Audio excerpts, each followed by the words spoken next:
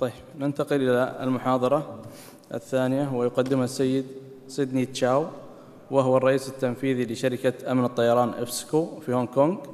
لديه خبرة عسكرية حيث خدم في شرطة هونغ كونغ لمدة 34 عام، وخلال عمله في الشرطة كلف السيد تشاو بتأسيس شركة إفسكو في مطار هونغ كونغ الدولي، والتي أصبحت تحت قيادته من الشركات الرائدة المتخصصة في مجال أمن الطيران.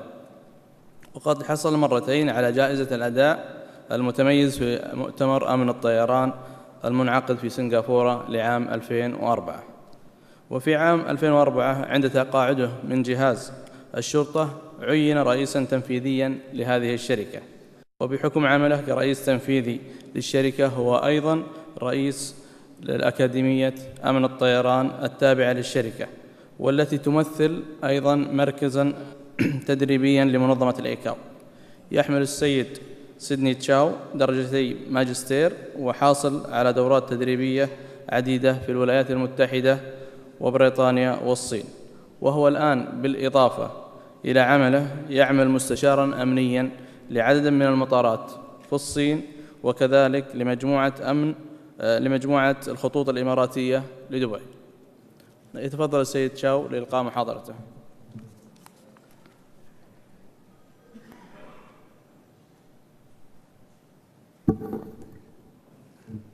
Good morning to you all. First of all, I would like to apologize to you. This presentation is going to be very scary because the PowerPoints will comprise 50 slides and it is quite, it takes a long time to present. But it is not scary to you. Instead, it should be scary to me because I've got to keep the time, and also that I have a responsibility to keep you all awake. I come from a small place called Hong Kong. Maybe a lot of you have not been there. Hong Kong is at the southern part of China. It was a colony before. And 15 years ago, in 1997, it was returned to China. But at the promise of nothing will change for 50 years. So 15 years has gone, we still have 35 years, nothing has changed. And this is why I'm standing here talking to you. We have about 7 million or more than 7 million people living in Hong Kong. Of course, there are a lot of people visiting Hong Kong as well from the mainland and also elsewhere. There's only one airport. It's called the Hong Kong International Airport. Throughout the year, the traffic passenger volume ranks number 4 in the world. It's about 54 million passengers going through. And as far as cargo's flow is concerned, it ranks number 1 outside Memphis, which is the base of Federal Express. So we have quite a very busy airport. What I'm going to do today is to share with you some of my experience, because I started the company 16 years ago. I was from the police, like you. You have a police background, so we speak the same language. And up to now it's 16 years, and I have a lot of experience because I was on loan there to set up this government company, and I was alone. And now we have 3,600 staff dealing with basic aviation security and commercial security. What I'm going to do is to share with you what has been going on and what kind of management that we are practicing. I mean, as far as the skills is concerned, also what is our challenges in future. Of course, we need to look at what is going to happen as far as my perspective is concerned. So maybe you can learn something. Maybe what I'm going to talk to you about is not valuable, but it doesn't matter. It is a negative learning, so you don't do it. Instead, you look at whatever we can share so that maybe you can mimic. Okay, the airport was moved from the old airport to the new airport, the site, which is in the city. If any one of you have been in Hong Kong, actually when the airplane arrives near the runway, you can see people cooking in the building. So it was a bit dangerous. But now it has been moved from one place to another. It's an outlying island, which is called Lantau, which is quite big. So what is the difference between the old airport and the new airport as far as security is concerned? Because it was run by, before it was run by the police, like what you are doing here in the Middle East, and also a small private security company. But when it was in 1997, when Hong Kong was returned to China, the government considered that it is very important security because it's at the opening of China, the southern part of China. So they considered that it should we should have a government company. It is very awkward, but I'm going to explain to you how. So before it was the CAD, just like the GACA, the regulator, but they also run their own airports. And also, they have a restricted area. It was profit-making, and it's a private company. But now it's different. It's under airport authority and the government, and we have instead, on top of having a restricted area, we also have an enhanced security restricted area, and we are non-profit-making company, non-profit-making company at all. So the government and the regulators are looking at my account. If I charge people, our clients too much, they will regulate. I'm going to present to you, just like a listed company, I would like to share with you what kind of structure and system that should be in place. It's not only at the airport, but any big corporation, we should have this structure and system and management style, which is called, I'm going to present to you, corporate governance. It's corporate governance what we are talking about, okay? So let's share this. The shareholders are the airport authority, okay? They are the people who give me money. And the next level in every big corporation is the board of directors. The board of directors, for us, we have 12 directors. Before, I had one commissioner of police as my boss. Now I have 12 bosses.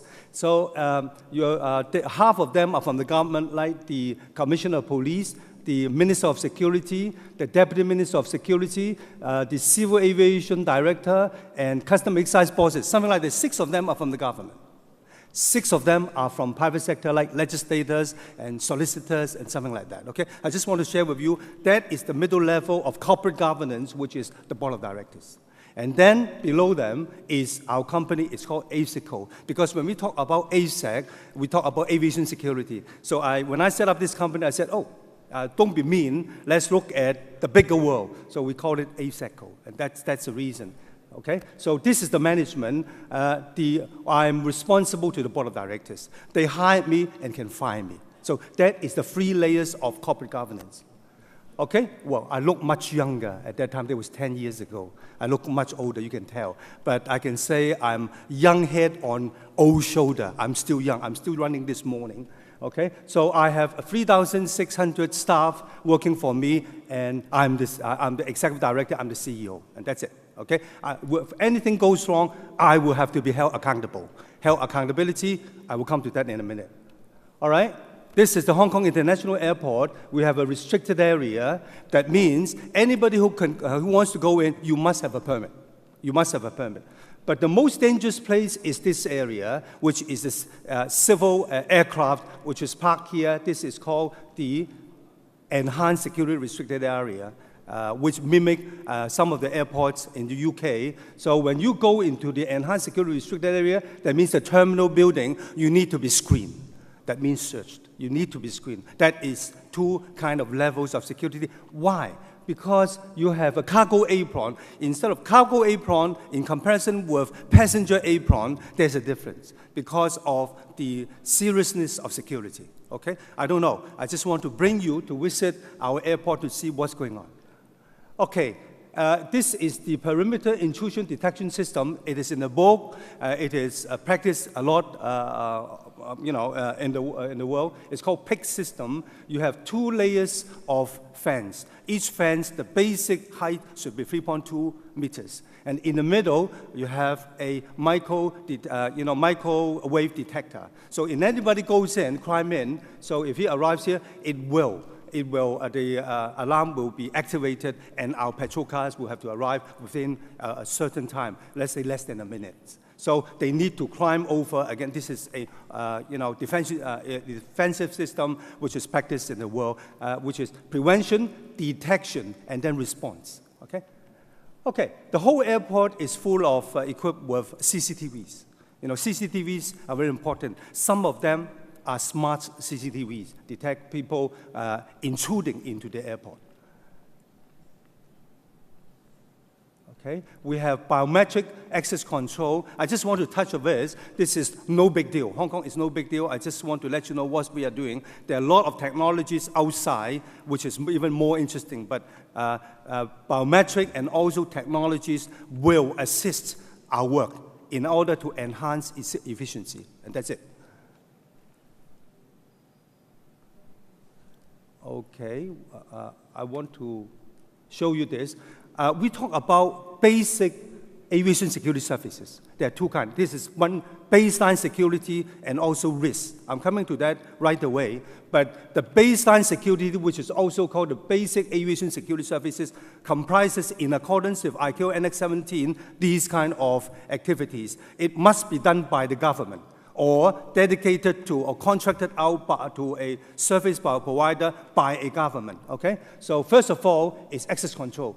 Control includes two things. One is the airfield, the other one is the terminal building, passenger terminal building. That's access control. We must do it. The government must do it. The second one is passenger screening. The third one is baggage screening. There are, different kinds of baggage screening. Some are automatic, some, using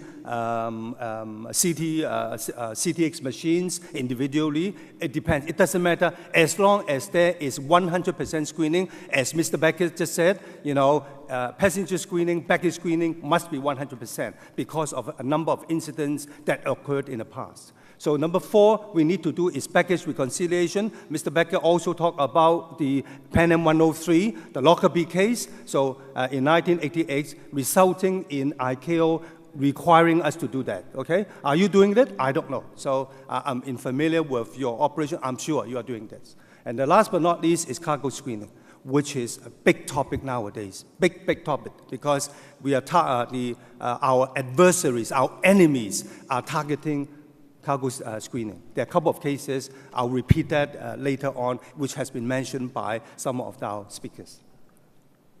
Okay, on top of the basic security screening, our company, because we are our company, also do commercial accept service. Let me explain to you here why we do commercials, because we are non-profit making. Given the fact that there is a restricted area, there is an enhanced security area, there is one security company which is allowed to provide this service in the airfield and also the restricted area, right? So if that is the case, if the TSA asks us to do secondary search at the air bridge, who is going to do this? Because the basic surface is provided by us. So who is doing the commercial surface? They need resources. So we provide this kind of surface and charge the AA for a limited, rates. Okay? So that is, for example, guarding the aircraft. No need, because we have already a very secure, perimeter, secured area. So why still need to guard it? But this is a airline requirements. The airlines sometimes are required to do this based on ICAO, based on IATA and also TSA, etc. Okay, and also cargo screening. All right, I want to talk to you about standards. We talk about standards all the time. What is a standard? Okay, when I talk about standard, if you are a police officer, if you are required to perform a certain duty, walking the beach, for example, there is a standard, right? You need to know the law, you need to know this and that. There are two basic requirements if you want to set standard. Number 1, you go to a training school, training. Secondly, is management. Management means make sure your staff are doing the job. Okay? So there are two basic things if you set standard. Setting standard is very important. We have two kinds of standards. Internationally, we have one called international standard. No need for me to explain. Okay? So ICAO, IATA, whatever standard. The second one is a national standard. You have different national standards. For example, you have quality assurance program. You have key performance indicators set by your bosses, set by the Aviation Security Authority. Who is he? In every country, you must have one person that is the Minister of Security in Hong Kong or in China or wherever. Okay? So he set rules as well. So you have ACI surveys, facilitation requirements, the queuing time, the waiting time. All these are national requirements based on what's recommended by international requirements. Okay, we have standards now. So how to sustain high standards? The number one requirement, my perception, is training and also human factors. I understand that there are a lot of technologies outside, which is very important. But the most important thing is human factor, because people operate all these machines. Whether there are many people or a small number of people, it doesn't matter. Still human factors. So we are talking about human factors. What is it? The whole world is talking one thing, because oversight is very important, which is the stick. You know, the stick. That means you make sure people do it. If somebody make a mistake, you punish them. That is called oversight, which is part of human factor. The other one is called motivation. It's the carrot. You know, when you talk about management, you have a donkey, you give them, you know, a carrot, that is, give them something good, that's motivation. Something you must enforce discipline, which is a stick, all right? That is common sense. Right? I call this, a lot of people do not understand, motivation. Motivation. I love my staff. They love me, and that's it. No. I tell you what, you must have punishment. You must have oversight. What I call this is management by excitement. You excite them by means of good things and also discipline. Okay? That is from what I have been learning from the past 40 years. Okay, we'll discuss later on in another subject. Okay, training, I don't want to go through it because you all know what's training. The most important thing is you all are here. Your staff are here. They all like to learn. You go to a training school, you go to a training program, that's fantastic. But after they come out, they are promoted, who is going to teach them? You know, is the sergeant teaching the police constable? Is the inspector teaching the aviation security staff? I don't know. I don't know. Ask yourself. But this is what I want people to think about teaching culture. You teach people. You know, just like in the old days, Chinese Kung Fu, they teach 70%, the instructor teaches another 70%, nothing, you know. If knowledge is not shared, like today, we are here, it is not knowledge. So it's a waste of time here. So we want to share information, experience, and knowledge, okay? So that's training, what it is about. Please remember this one. Okay. We have an academy for training. We are also the training center for ICAO and also IATA. Okay? So there's no big deal. All right, I want to talk about this to share with you. This is in my 40-odd years of services in the police and in the commercial sector. This is very important. Whether you like it or not, the whole world will be looking at this. Even running a government, running an enterprise, running a small commercial entity, you still need to look at this because they have a number of elements and principles. What are the principles? Number one is oversight, I talk about. The second one is ethics. Ethics includes morality. I think in this part of the world, in the Middle East, people talk about morality, about do the good things, okay? And also transparency and disclosure, accountability, risk management. This is very important. I'm going through it very briefly, one after the other, okay? And human factor, I go back to this again. All right, let's talk about oversight. Structure and system. There must have a structure. You must have a system. So my shareholders, board of directors, this is the structure. The structure is what is in place. You have audit committee, you have HR committee from the board, you have regulator CAD, that is like the GACA, and then external auditor, internal auditor, and QAP, etc., etc. These are the structure, okay? Structure and system. Okay, internal oversight system, that is all this board of directors, audit, and so on, but I want to highlight something. Maybe it is not acceptable to a lot of organizations, which is whistleblowing. I learned about whistleblowing even 10 years ago from Harvard University. They encourage whistleblowing, not trying to frame up people, but because if you ask yourself, you are the boss here. You know, if you are the boss, you have a lot of staff working for you. Do they tell you the truth? Tell you. Ask yourself, do they tell you the truth? I always tell my staff, don't tell me the good news, because I know the good news, all right? Tell me the bad news. Bad news about what's wrong, so that I can rectify, I can improve it. So this is what whistleblowing is about. But this is very difficult. You must be confidential. You must look after the whistleblower. You must, do something about it if it is true. If it is true, all right? So this is whistleblowing. I'm going it very briefly because all these subjects have got to go on and on for hours and hours, but, okay. All right, external oversight. Who supervises, It is good because if I'm good and even people outside supervise me, oversee me, never mind. They know I'm good, They know your organization is good. So all these external auditors, I'm not going to talk about. I talk about public pressure, like people complain. Do you have a complaint system? And when the passengers are not happy, this is the way forward. This is the way forward, because we are talking about service quality. And also media pressure. In Hong Kong, in UK, in a lot of places, the media will dig into bits and pieces to publicize it, and so whether Sidney Chow has second wife or third wife, whether he is doing something wrong or something, published in the newspapers. This is the modern world.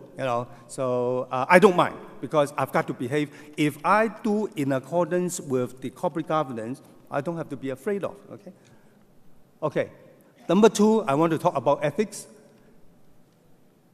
Ethics, okay? That is the company, we have values. Do you have organization? What is a value? Values, it's about principle, moral principle or whatever principle that you share with your staff. If I say, don't take money from the passengers. So I asked my staff, I said, don't take money from the passengers. We agreed that it's called common values. Your value is equal to my value. And this is why when my staff signed the contract to come in to work for me, for my company, we asked them whether you would like to help each other teamwork and also, you're impartial, fair to people. So this is the values. Code of conduct, whistleblowing again. This is ethics, what we are talking about, ethics, all right? Transparency and disclosure, I don't want to talk about that too much. It depends, because in an organization, you have got to have your accounts, people's right to know about your bank, your public accounts, what you're doing, your complaint procedures, your quality assurance program, whether the ACI survey can be made known to people, but of course, not the personal data. The personal data, you have the data privacy law to regulate it. But as far as possible, you look at the world, you look at the airports in the world, now it's very open, isn't it? Before, when you go to screening points, it's a box, it's a room. Now it's very open, and everyone can see whether you are doing it properly or not. That's part of transparency. Transparency. The fourth element the principle I want to talk about corporate governance is accountability. Who is responsible for who? I want to talk about this one. Type of accountability, I want to talk about this one.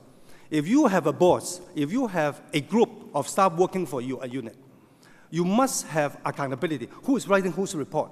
So I call it geographical. For example, at a checkpoint, you have a number of people, you have a supervisor, right? The supervisor will be held accountable for that area. But what happened if a supervisor today moved to another function and he's searching the aircraft for airlines? So that kind of function called functional accountability, at that time, if he has about 10 staff, if they do something wrong, if they could not search out a pistol or explosive, they will be held accountable, the boss will be held accountable. And that are the two accountability I want to share with you, accountability is about. Number 5 is risk management. Let me jump to another slide. I want to talk about crisis management first. A lot of people do not understand what is the difference between crisis and risk management. Crisis management means something has happened. Something is happening. You don't have time. you don't have time and option to think about it. You must activate your contingency plan, like a fire. If there's a fire in this hotel, they must have contingency plan, okay? They must have. But there's something that they cannot think about, like the tornado in the US now. So that is, hang on, let me go back. Okay, risk management is something that has not happened.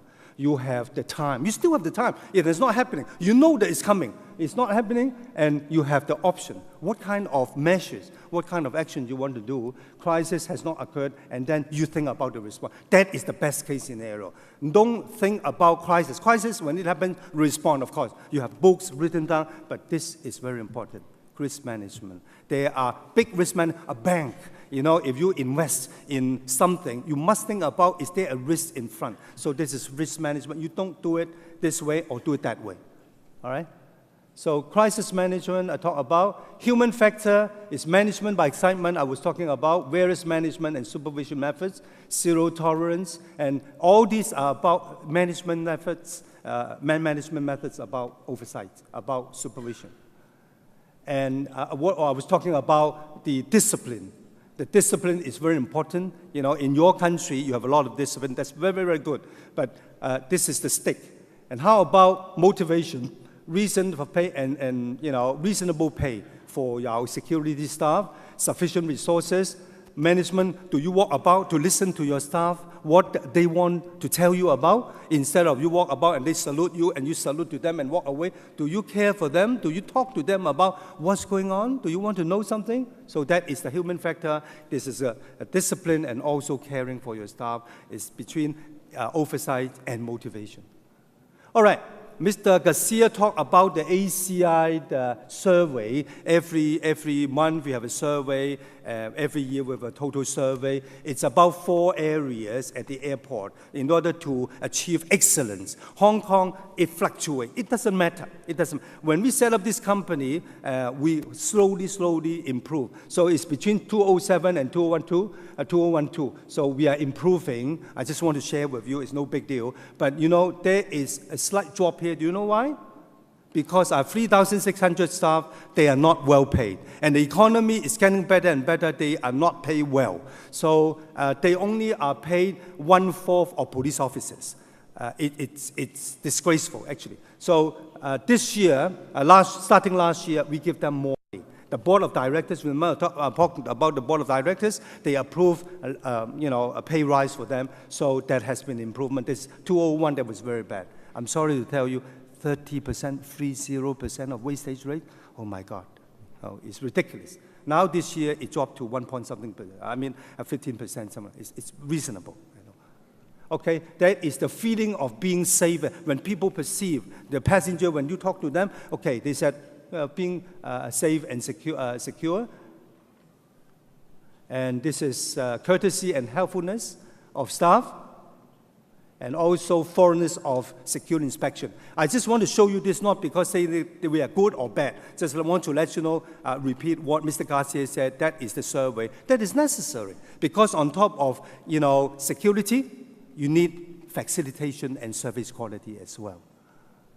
All right, last but not least, I want to talk about challenges, but it's not challenges. It's without the hours, typing mistake, okay? Challenges and solution. What are our challenges? You know, I talk to a lot of people, I travel a lot, I come up with these ideas. First of all, as Mr. Barker was talking about explosives, now we are not talking about detonator. You go through a metal detector, the alarm doesn't activate. The Amsterdam Christmas suicide bomber was using TPETN, which has been repeated again and again, and then nitroglycerin mixed together and cause explosion. That is the thing, okay? So the explosives today, they are not metallic. All right, this is the Christmas bomber. Mr. Baker talked about it. I don't want to repeat it. It was on the way from Nigeria, arrived in Amsterdam to America. So he was hiding all the powder explosive in his underwear, okay?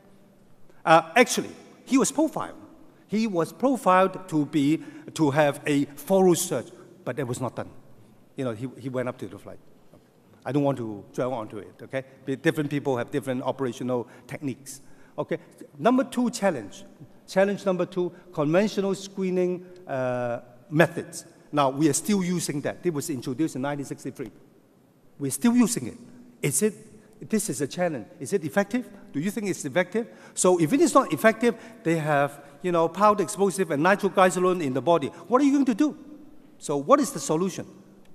Can this be a solution, body scanner and some technology? Yes and no. Yes, because it is being modified and modified. Okay, that's good. But in some countries, in Asian countries, this is a matter of privacy. The ladies do not like to go in. You understand? So this might not be practical. Unless one day there's no operator, there's something like this automatically pop up. But still you have the soft copy. I don't know. In Asia, I mean, they are in Beijing, in Japan, they install one or two as secondary search, but not primary search because of privacy data, privacy. Okay? So what are we going to do? Solution. Another solution, what is it? That's what we are talking about. Identify high-risk passengers. So when people go through the metal detector, maybe has some, but suicide bomber will not be repeated.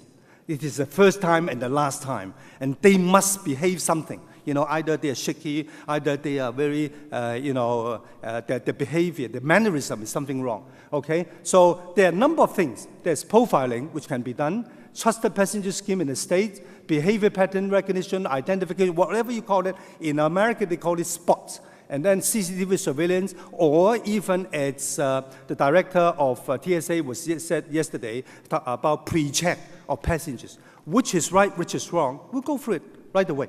Okay? This is race-based security. I was listening to some presentation, they are talking about risk-based security. Okay? Risk-based is very good. But baseline is also important. If it is only for resources purpose, you want to reduce some of the resources, manpower, and put it into risk-based. Without the enough baseline, I personally do not agree, because I want two chances. Just like you go to a casino, you want 2 or 3 chances instead of 1 chance. Okay? So if there's a loophole, a small floodgate, it doesn't look very, unless, because also your staff, your frontline staff, are they God? Are they expert? They're not. Come on. They're not experts. You have got to supervise them. You've got to motivate them. And you have got to make things easy for them also. Okay? So it is debatable. Yes and no. All right. Profiling, that's another solution. Profiling. That means, at the check-in counter or that's my staff checking the passport, whether they have any luggage, whether the ticket is bought one way, whether it's done by cash, bought in cash, whether somebody bought it for him, etc., etc. And plus, another profiling plus behavior pattern, identification. That should be a bit effective. Although it's not perfect, there's no system, security system, which is perfect, right?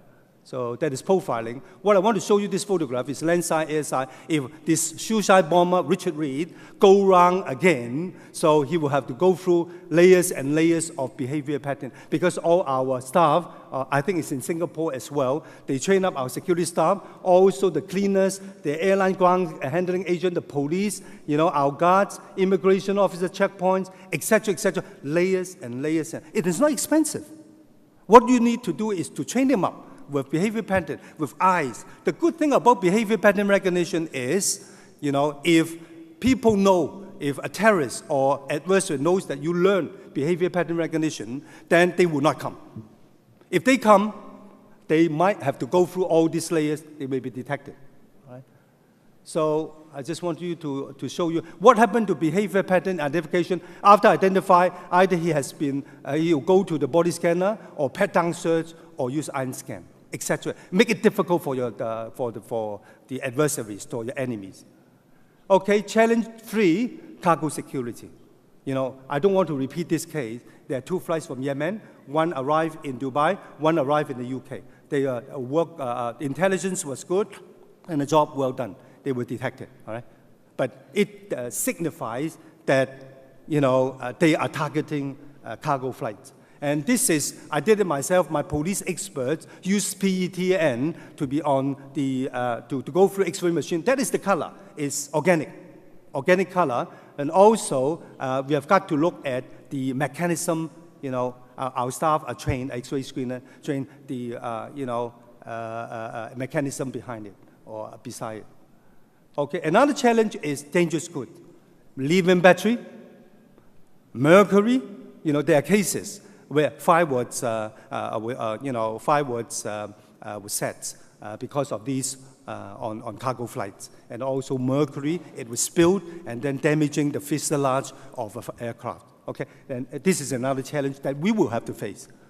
Another challenge is unruly passengers. It's everywhere.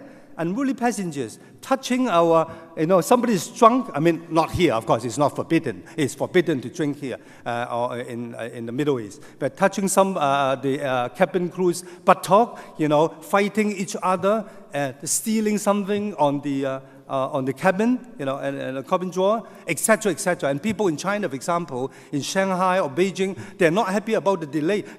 All the passengers, you know, take to the runway and block the runway. All this will happen because people are getting more and more nasty. They demand more from the airlines and so on. So this is another issue that we need to look at. It's inevitable. You have got to look at it. Okay, facilitation. LAG, once they said it's going to be lifted, no, it's not yet lifted, so still have to go through this. TSA, I didn't ask the question yesterday, they try to allow people, you know, carrying knives to go up to the cabin. Remember, have you seen this circular, about 2.6 inches blade, cm blade, or something like that? So it is, as I said, it's difficult. I mean, how do you control your staff to regulate this? It's difficult, you know, and also the practicality, it's a bit far-fetched. So it has been, I'm glad that it has been suspended for the time being by TSA. It's not for the time being. Okay, CVRN, I don't know. People are talking about it in Eastern Europe. And I got a friend, Dr. Timo from Finland. They are doing exercise in the airport, you know, which is near Russia. You know, any airports near places or countries, they are prone to the use of this. I don't know. So this is another area we need to think about. Remember, we talk about, you know, risk. Think about the unthinkable, intangible. Maybe you say, oh, it's not going to happen, but it will happen, my friend. It will. The conclusion, I'm going to conclude now. I overspent 5 minutes. What is the conclusion? Different airports, different places, the security arrangement is different. I'm from Hong Kong. The threat level, you know, the government, they have threat level, is not high, it's moderate low. But in China, it's higher. In the United States, it's higher. In the Middle East, it's another. It depends on the situation of environment of the airports or of the area. So I have no answer for you. I presented my, you know, experience with you, and there are good things, or maybe there are bad things. This is from the bottom of my heart. In the world, in my airport, in my company, I have a couplet, Chinese couplet, which is, we are one family. In the airport, all entities, police, immigration, security, they should be one family. In the whole world, there should be family, because your airport is good, the security is good, the other one is no good.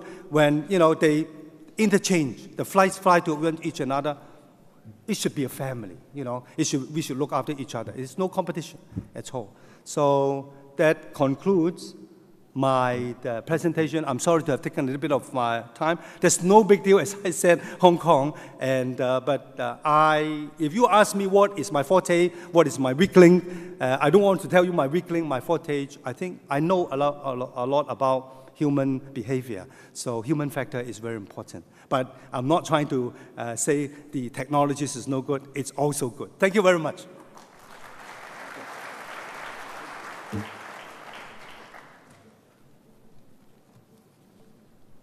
نشكر السيد سيدني تشاو على محاضرته القيمة. الآن وقت الأسئلة مدة 5 دقائق. أي سؤال؟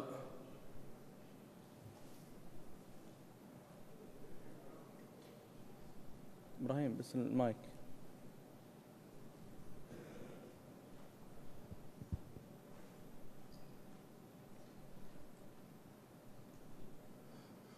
Sydney Chow, thank you very much. It was a pleasure meeting you again.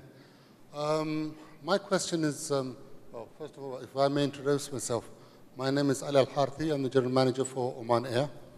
I'd just like to ask if in Hong Kong, have you implemented SEMS, Security Management System, and what were the main constraints, and what do you feel was the main advantages of implementing SEMS? I'm sorry, because what you have been talking is a low pitch. Can you repeat your question again? I listen more carefully. I would like to know if in Hong Kong Airport, if you have implemented SEMS, the Security Management System of ICAO, and if you have, what were the main constraints, and what do you think were the main advantages to the senior management? From your experience, please.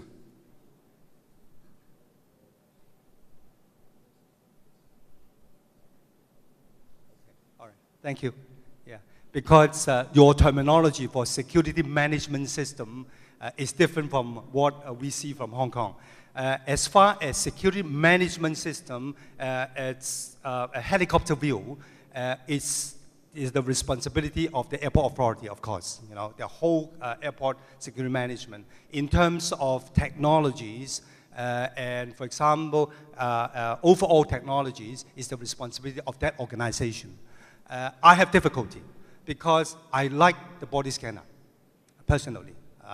And however, there are a lot of constraints from the government. It's about privacy, it's about budgeting, all these. But as far as a service provider is concerned, the best that I could do, I have already practiced in terms of man management, in terms of technologies that I can afford or allow to install. That is the thing. If my position is escalated, maybe you can talk to my board of directors and give me a promotion. So if my position is escalated, I can make better decisions, because a lot of people from that kind of level, they do not have military or discipline service like the police background. So some of them are laymen.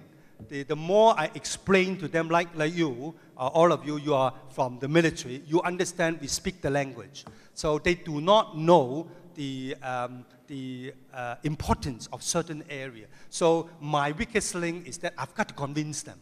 I don't want to experience a bad incident in order to convince them, like 911 or whatever. So that needs tact and skill. Thank you. تفضل السؤال الثاني. Good morning, everybody. Mr. Shaw, I'm Abdurrahman Nasser from Saudi Arabian Airlines. I would like to ask if we are providing training for the airliner. That's my question. And my second question is a personal question. If I can get a copy of your value presentation, that will be appreciated. The second question is you would like to have a copy of the, by all means. Thank As you. I said, knowledge, if not shared, is not knowledge. Thank you very much. I have nothing to hide. It's transparency, okay? All right, the first question is training airline staff. Airlines have their own responsibility to train their own staff, all right?